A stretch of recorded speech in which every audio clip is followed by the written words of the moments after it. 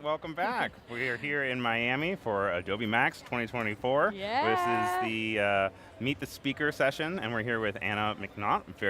Very pleasure of having you here, especially after your big morning today. I know. Um, and welcome to the stream. Thanks, Ryan. I guess we should start with a little bit of just an elevator pitch of yourself. If you Sure. could describe yourself as an artist. Yeah. How do you, if you meet someone at a party, what do you normally introduce yourself as? That's a great question, actually. I need like a one-liner, but I'm an artist and Photoshop compositor and world traveler, van lifer, Van lifer, yes. photographer, like all the things. I kind of have like a long list. Do you of have stuff. a favorite one of everything? Like, if you had to get rid of the rest, what would be your favorite form of art that you would probably keep? That's so tough because I love painting, but I Okay. also love doing my Photoshop art as Right. like part of my job, and just because that's what got me into this whole world. But like I've been painting my whole life, so I think if I could keep Photoshop and my painting stuff, that would be the perfect pairing. Oh, well, when did you start using Photoshop? Over 20 years ago. All Yeah, right, I've been cool. using it since So you I were was -3 when you yeah, started negative using Photoshop. 3. But- Exactly. Yeah, but this is a live stream. Thank you guys for being here. Hello to everyone that is over on both YouTube and Behance. It's really great to see Brooklyn here and Wade. We also have 2 Cents, Ray, Keys. Thank you guys for all being here. If you have questions as we are going through this interview for the next 30 minutes, please throw them in the chat. We would love to also pass along and Yeah. figure it out. So I guess we're starting just with a little bit about art and creativity. Your art has a very dreamlike quality. We saw earlier today when you were doing that fun synthwave Yes. sunset vibe. It's often normally blending surrealism with photography, since you are a big photographer. What initially inspired you to explore this style?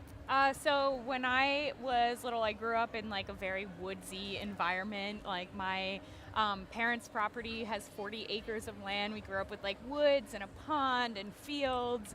And so we were just like always outside and immersed in nature. Yeah. And that kind of pairing of nature with my very dreamy imagination that I had since I was a little kid, I just started kind of seeing things in a different way and imagining them like, oh, what would it look like if this mountain scene had like a giant serpent coming out of it or something, or like an underwater scene, or just really cool dreamy stuff. And then also inspired by my super vivid lucid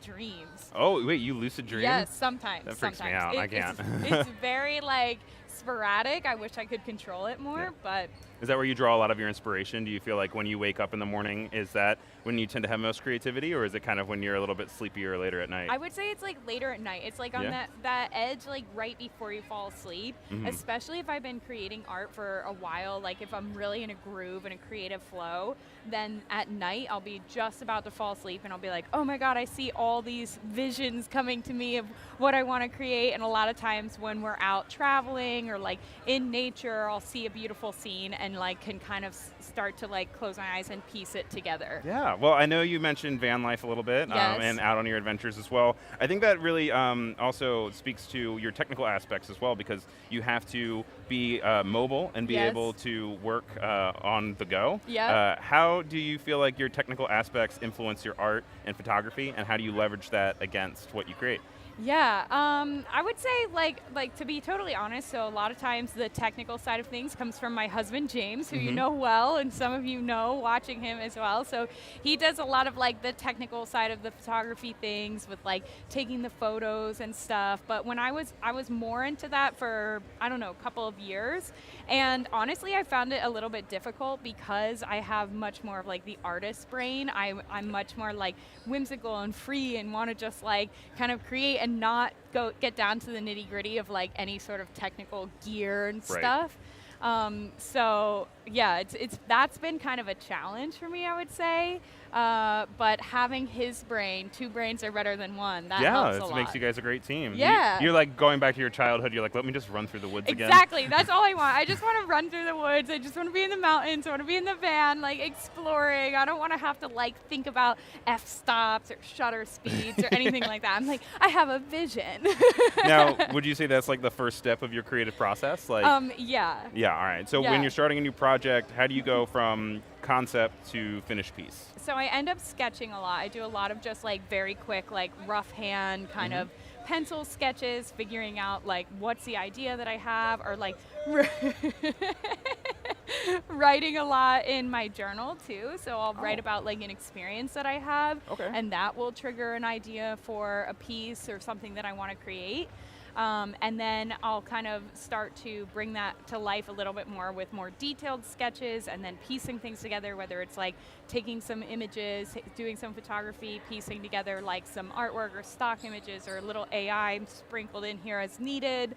It just kind of all comes together from there. And at what point do you digitize? Like, I know you were talking about sketching and journaling. Is that something that you do digitally, or do you kind of start analog and then hop into the digital? I would say start analog most of the time. I do a little bit of sketching digitally.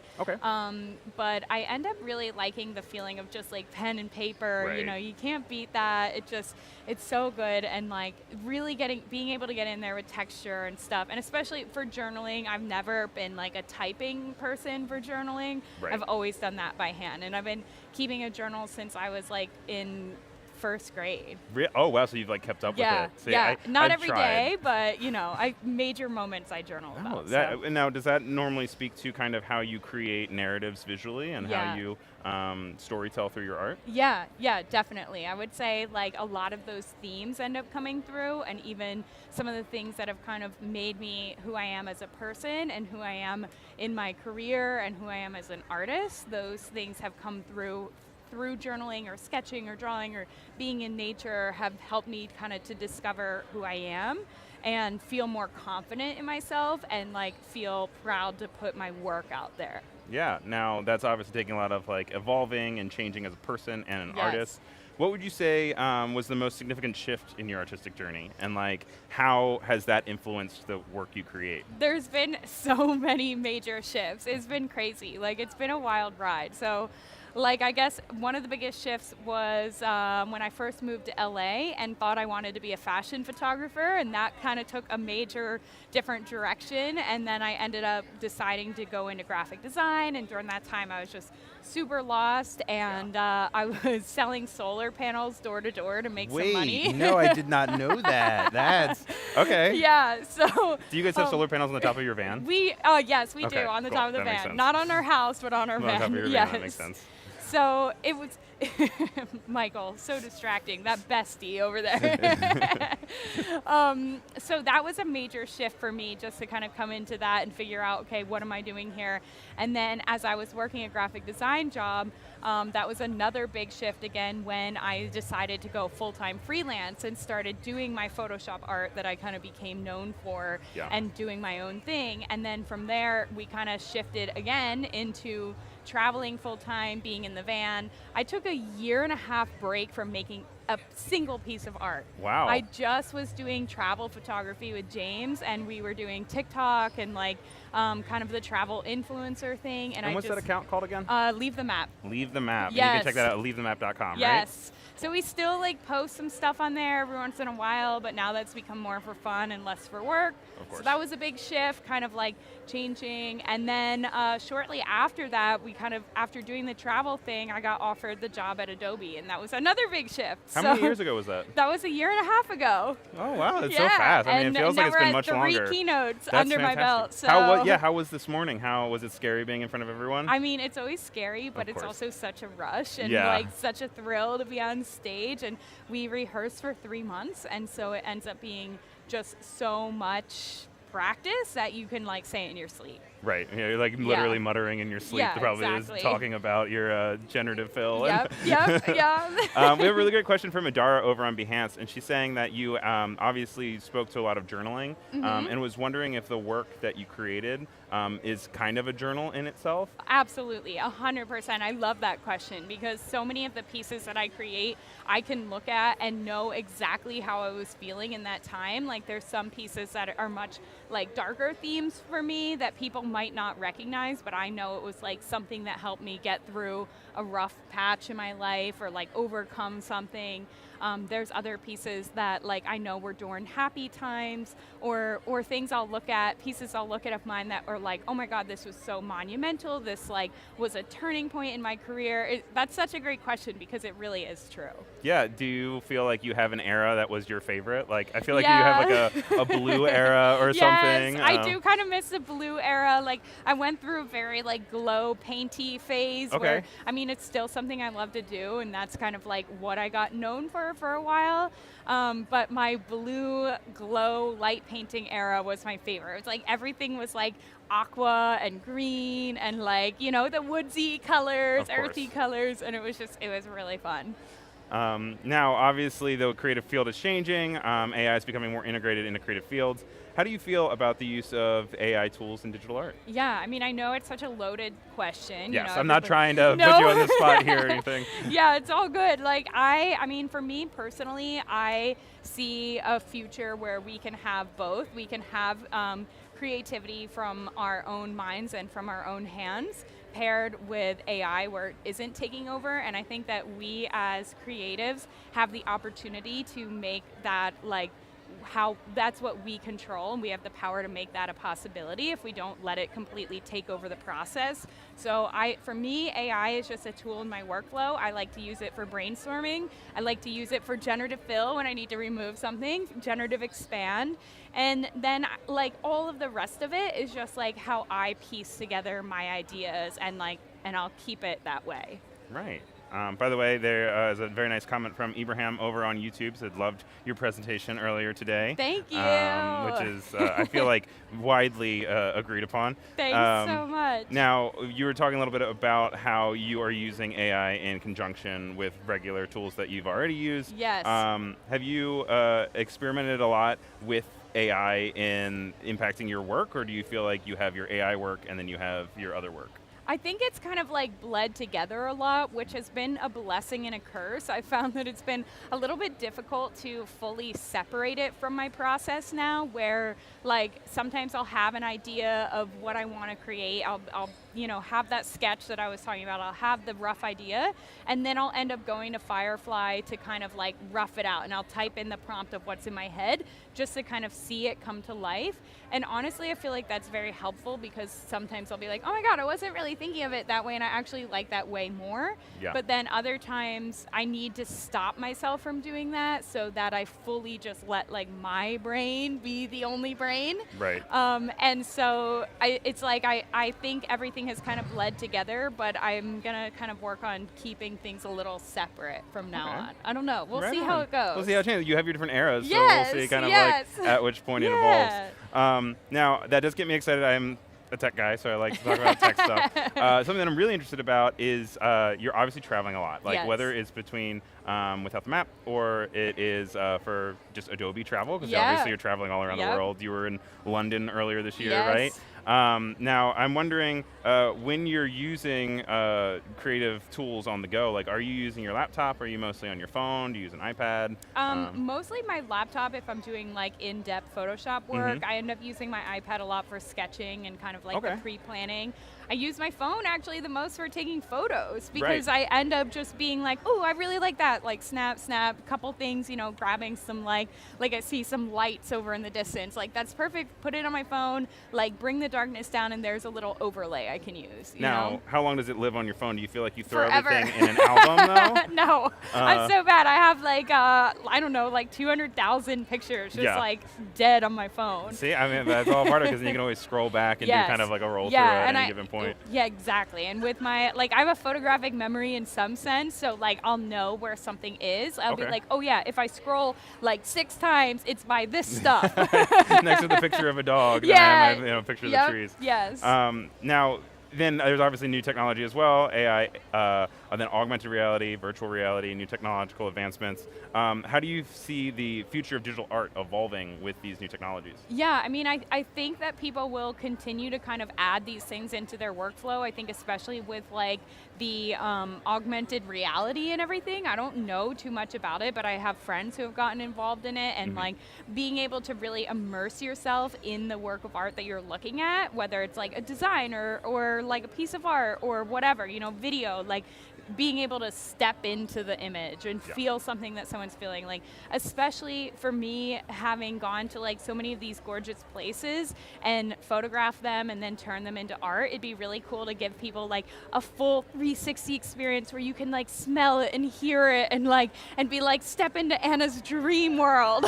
Yeah, obviously dream world, probably very surreal, ephemeral. Yeah. Now I do have a question about that. When's the last time you like printed something out? Like when did you take something and like make it big, like the last time? Literally, I don't even know. No, it's been a long time. That would be taking the digital experience and kind of replicating this gigantic physical feel that you might have. I love that. I think that's a great idea. I haven't done that for a long time. Because we also have like social media platforms, digital galleries. What do you think the role of traditional art galleries and exhibitions will be in the future? I think it will end up becoming a lot of like moving images, just like we saw during the whole like NFT thing where there were galleries where everything was like a screen. You'd go into an art gallery and it wasn't like still pictures on the wall, it was a screen with some sort of like immersive experience. Right. And even looking around here at the Adobe floor, you see screens everywhere. And so I think that will end up being a big part of like going to galleries and being able to like scroll through someone's entire work of art or like, again, step into it, like go into the piece or something. Yeah, and that kind of then makes the artist kind of like a travel guide at that point. Yeah. How do you feel like the world of being an artist and the role of being an artist has changed with technology and the audiences that they interact with? Yeah, I mean, I think it just like continues to evolve, like everything's constantly changing. I think the way we have viewed art over the years, whether it's like in a book or going to a gallery, and now most of us view artwork just on our phones, like on Instagram and stuff. And so I think that's kind of cool, but I think it's, again, like, just like with the AI stuff, it's up to us to be like, I want to have like a more traditional art experience of like going to a gallery and maybe making that more of a thing. Like that's personally something that I never do, and maybe it's something I need to do more often. Yeah, is there like something that you're currently experimenting with or trying to learn? Right now I'm just like riding the high of the keynote and ready to take a break. Yeah, I mean, it's really because you said you guys practiced for 3 months, right? Yeah, so I have like nothing on my plate right now, and I'm really excited for that, honestly. Just kind of unwind. Yeah, I think I'm gonna unwind till like maybe, I don't know, November, December, and then pick up some exciting new projects. Like I have a bunch of ideas right now of things that I want to do, nothing I'm ready to share yet, but just things that are starting to get going, but I need to like nurture the burnout first. Oh, I mean, that's such a big part. Yes. Actually, how do you do that? What do you do to rewind and recharge when you're really kind of overspent and you're burnt out? Yeah, well, definitely like going back into nature, of course. That's really important for me. Like just resting at home, like cuddling up on the couch with my husband and my blanket, and like, that's the best life, just like chilling, watching movies, but like going for a hike or sleeping as much as I want to. Like I used to feel really guilty about any time I'd let myself rest, especially on a weekday or something. I'm like, you should be working, or you should be getting something done. Could be making artwork, and I'd be like, I should be painting right now. I should be trying something new. I should be reading. And it's like these toxic, I should do this, that just end up continuing to add fire to that burnout where you can never get over it. And so once I kind of allowed myself to just rest and be okay with it, I ended up finding myself a lot more refueled for the times of like creative growth and the times like this where it's a big push. Yeah. So it's really important to give yourself that chill time. That way you can be your best self. Yes, you can, 100%. Definitely put your best foot forward. Yeah, and I think it's such a selfless thing to do too, because then you can like be better for other people too, and you can like be a better listener and a better friend and a better spouse, a partner. It's like a big key to my success, I would think, is like giving myself total rest time. Now, you mentioned hiking and nature is a big rest for you. Yes. What's the best place you've ever hiked? Oh, it's so many good ones. Let's see, like one of my favorites was actually in Glacier National Park in Montana. That was just gorgeous. Like the water there looks like blue Gatorade. It's just like this crystal blue color. You see that blue? It's always like coming through in your work. I know. See, it's everywhere. But I mean, I love the White Mountains in New Hampshire, and I love Maine, and I'm actually going up there in a few weeks because that's like my happy place, my recharge place. So. Oh, and then you can just like unwind, and then maybe you'll also get inspiration, but you don't even have to worry about it being like a final product. It can just be kind of something that adds to it. Yes. And then, we were talking, you've been working for Adobe for about a year and a half now. Yep. What is it like collaborating with Adobe, and how has your relationship with them influenced your work and your professional growth? It's been really fun. Like, it's so amazing. I mean, I get to work with the most incredible people like yourself and all of my other friends at Adobe. It's like, we feel like, I don't know, it just feels like one big amazing family. Everyone's always encouraging each other. Like, being here at Max is so exciting to see everyone in the community and see what people are working on. And that really fires me up too. Like, that's inspiring in itself. And so just like, being now actually inside of the Adobe like ecosystem, working here, it's an absolute dream job for me. I'd love to hear it. Now, do you have a favorite app that you use? Is it Photoshop, Illustrator? Photoshop Through and through, of course. I mean, it's the classic, right? Yes. And then what unique opportunities do you think Adobe provides for creatives? Outside of yourself, even. Yeah, like so many. I mean, from Max itself, having this for people to be able to come here and be around other like-minded creatives and be able to be watching at home online and stuff, that's absolutely incredible. We have all these like free resources, and then student retreats and the student ambassador program and the actual ambassador program, like the insiders.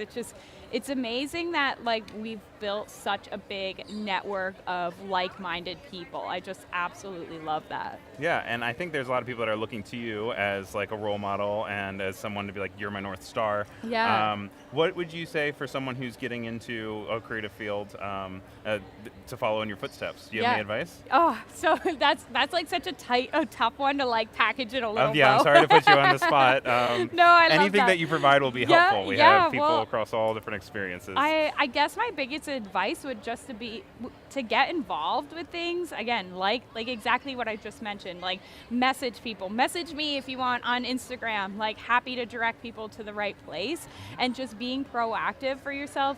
And I see so many people who are like, I'm scared to post on Instagram because it doesn't feel perfect yet. Like, I don't know, I haven't developed my brand. Like, you don't need any of that to get started. Like, you just need to be like, I have a story to tell. I have a mission. I have a purpose, whatever it may be. I have something that I'm inspired by. I have like something I want to share with the world. It's bursting from within. I want to get it out there. Like, you just have to go ahead and share that and post it, and then people will start to come to you if you're being like that true, authentic self and just continuing to like be you and put it out there. Yeah, and where can we find you on Instagram? Anna McNaught on Instagram. What is your qualifications for what gets posted and what stays in your drafts? And a follow-up real quick, because we only have a few minutes left. What is a story and what is a post? Yes, well, I would say anything that's kind of like, I guess, kind of going against the advice I just gave, because I'm like, I like my stuff to be kind of finished that ends up getting posted, and like, for Reels, it ends up being like, I wanted to kind of have a beginning, middle, and end. It's not just like, oh, here's a view of this. I want it to be a point to it. And then everything else goes in the story. So it's like the finished art on the page, everything, the behind the scenes on my story, and then kind of a little mix of both, but finished on the Reels. Because I think that's also like a new evolution of being an artist, is suddenly you have Reels to grapple with, or TikTok, or any of these platforms. How do you kind of translate such a physical static experience to something that moves? It's really hard. Like, honestly, I have not been a fan of the Reels stuff at all. Like, it's a challenge for me because I'm not a video person. I like doing the still images, but I find that it's really fun with Reels to just like experiment a little and kind of tell the behind the scenes story or talk about these experiences. And that actually just gave me an idea for something I want to do, of like sharing more of these like travel stories that lead to the finished artwork. Yeah, because I think that's like such a struggle in itself. Yeah. It's like trying to figure out how you make that balance. Exactly. It's tough though, because then those are the parts that I like to keep sacred to me, that I just like to like that's not important share. too, though. Yeah. You always want to make sure you have something that's just for you. Exactly. But yeah, it just puts us at just about time. I want to thank you so much for taking the time. Like you said, I know you've had a very, very busy last few months, so I'm excited for you to be able to just go and relax in Me Maine. too. Me too. But thank you for all the wonderful advice, and everyone is really excited to see you over in both the YouTube and the Behance chat. Yeah. And we'll see if we can follow your journey on Instagram. Anywhere else that we should watch for you? Instagram's the best place, or feel free to reach out to me on LinkedIn, Facebook, X, Threads, all the above, all Anna McNaughty, Anna McNaught, but you'll find me at Anna McNaughty. So yeah, thank you so much, everyone. It's been a pleasure. Thanks for listening to me ramble. No, it wasn't rambling at all. I mean, I took a lot away from it. And make sure you guys stick around here. We have plenty more coming to you from Adobe Live, Max in Miami. Thanks, Ryan. Thank you.